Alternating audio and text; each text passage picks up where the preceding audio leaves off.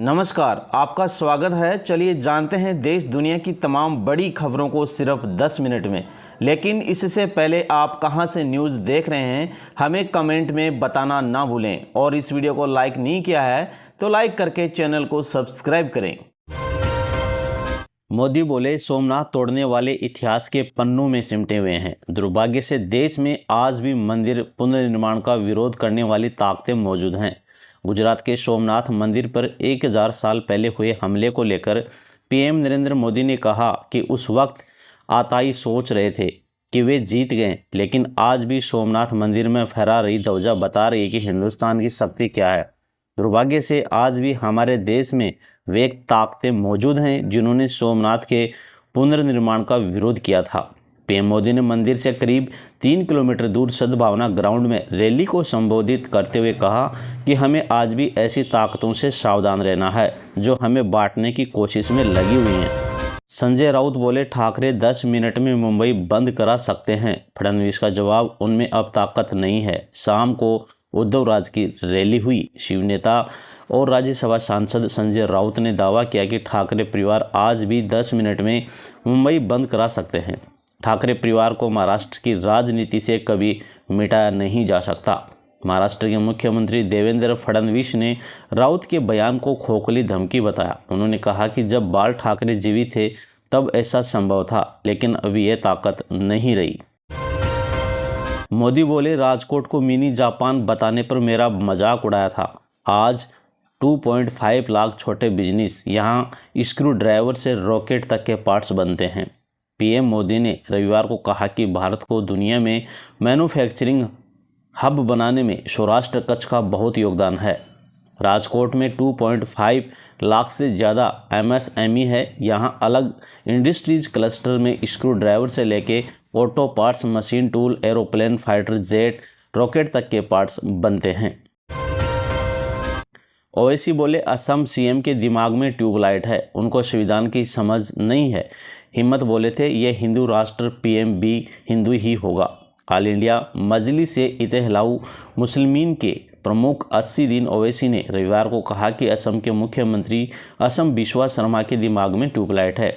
उन्होंने कहा कि शर्मा को संविधान की समझ नहीं है। ओवैसी ने शनिवार को कहा था कि इस देश की पीएम हिजाब वाली बेटी भी बन सकती है। इसके जवाब में हिम्मत ने कहा था कि संवैधानिक रूप से इस पर कोई रोक नहीं है, कोई भी प्रधानमंत्री बन सकता है, लेकिन भारत एक हिंदू राष्ट्र है और प्रधानमंत्री हमेशा एक हिंदू व्यक्ति ही होगा। राजस्थान के फतेहपुर में -3.4 डिग्री पारा, गाड़ियों पर बर्फ जमी। उत्तराखंड में -22 डिग्री सेंटीग्रेड तापमान हुआ। 5 जिलों में नदी झरने जमे। दिल्ली में 2 दिन भीषण शीतलहर की चेतावनी है। पहाड़ियों से आ रही सर्द हवाएं मैदानी राज्यों में लोगों को कपा रही हैं। राजस्थान और दिल्ली में शनिवार को इस सीजन सबसे ज़्यादा सर्दी रिकॉर्ड हुई। राजस्थान के सीकर स्थित फतेहपुर में -3.4 डिग्री सेल्सियस तापमान रिकॉर्ड हुआ। इसके कारण कई हिस्सों में गाड़ियों पर बर्फ जम गई।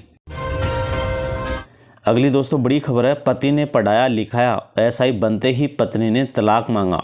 भोपाल में पंडिताई करता है पति, बोला उसके पहनावे, काम और चोटी से शर्म आती है।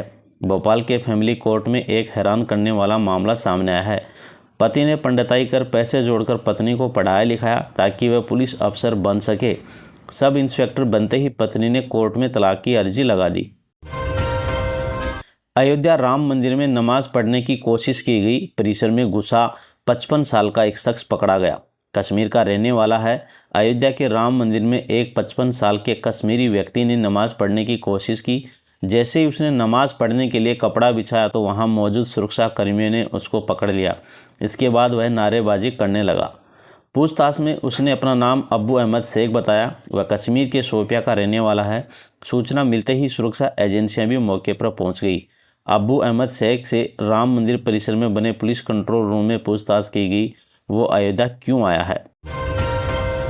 अजमेर दरगाह के मौजूदा आध्यात्मिक प्रमुख के उत्तराधिकारी और ऑल इंडिया सूफी सदानशील काउंसिलिंग के चेयरमैन हजरत सैयद नसीरुद्दीन चिश्ती साहब के नेतृत्व में पूरे भारत के प्रमुख सूफी और अन्य मुस्लिम विद्वानों के एक प्रतिनिधिमंडल ने एनएसए अजीत डोभाल से भी मुलाकात की है।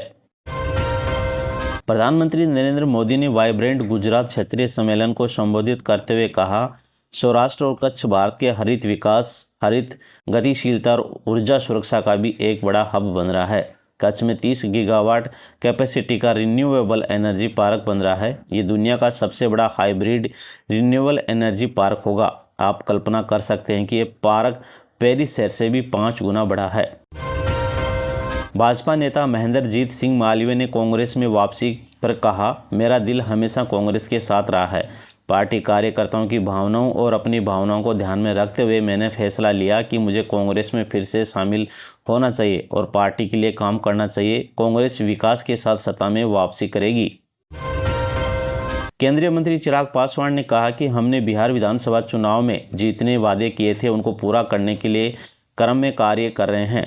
तमाम विषयों पर चर्चा चल रही है। आने वाले 5 साल बिहार के लिए स्वर्णिम काल के तौर पर होंगे। इन 5 सालों में डबल इंजन की सरकार का लाभ प्रदेश को मिलेगा। जनता ने मुझ पर विश्वास किया है। मैंने कहा था कि मैं एक बार आभार यात्रा में खुद जनता के बीच आऊँगा।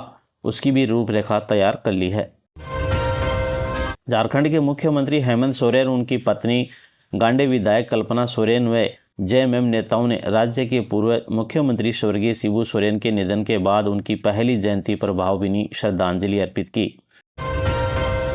जयपुर एयरपोर्ट पर 3 फ्लाइट कैंसिल हुई। अहमदाबाद हिसार के पैसेंजर हुए परेशान। असमंजस की स्थिति हुई। शनिवार को जयपुर एयरपोर्ट का फ्लाइट शेड्यूल पूरी तरह गड़बड़ा गया। अलग अलग एयरलाइंस की 3 फ्लाइट अचानक रद्द होने से यात्रियों को भारी परेशानी का सामना करना पड़ा। आखिर वक्त पर उड़ानें कैंसिल होने से पैसेंजर का ट्रेवल प्लान भी बिगड़ गया। अगली बड़ी खबर है दोस्तों, दलित बेटी को अगवा करने वाला जेल भेजा गया है। मेरठ में मां की हत्या करके उठा ले गया था बेटी को। बोला लड़की अपनी मर्जी से गई है। मेरठ में मां की हत्या करके बेटी को किडनैप करने वाला 14 दिन के लिए जेल भेज दिया गया। रविवार शाम पुलिस स्पेशल सीजीएम विकास साउंड की कोर्ट में पारस के बयान दर्ज कराने पहुंची। पारस मफलर से मुंह बांधकर और चादर उड़ाकर कोर्ट में ले गई पुलिस। उसने जज के सामने कहा कि मैंने कोई हत्या नहीं की है, मुझे बचा लीजिए, हमारा रिश्ता सच्चा है। रूबी अपनी मर्जी से मेरे साथ गई थी। हमारा रिश्ता 3 साल से चल रहा था। हमारा रिश्ता सच्चा है, मैं निर्दोष हूँ, ये दोषी के बयान थे।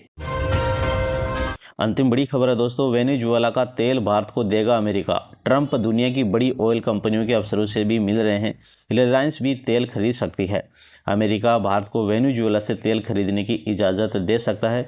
मीडिया रिपोर्ट्स के मुताबिक ट्रंप प्रशासन ने एक सीनियर अधिकारी ने इसकी जानकारी दी है। अधिकारी के मुताबिक ये सब अमेरिका की निगरानी और शर्तों के साथ होगा। हालांकि इससे जुड़ी शर्तें क्या हैं, इसकी जानकारी अभी नहीं मिल पाई है। इसका मतलब यह है कि अमेरिका के प्रतिबंधों की वजह से जो व्यापार रुका हुआ था वह अब फिर से शुरू हो सकता है। तो दोस्तों ये हैं आज के मुख्य समाचार। आप चैनल पे नए हैं तो चैनल को सब्सक्राइब जरूर करें, साथ ही वीडियो को लाइक करें।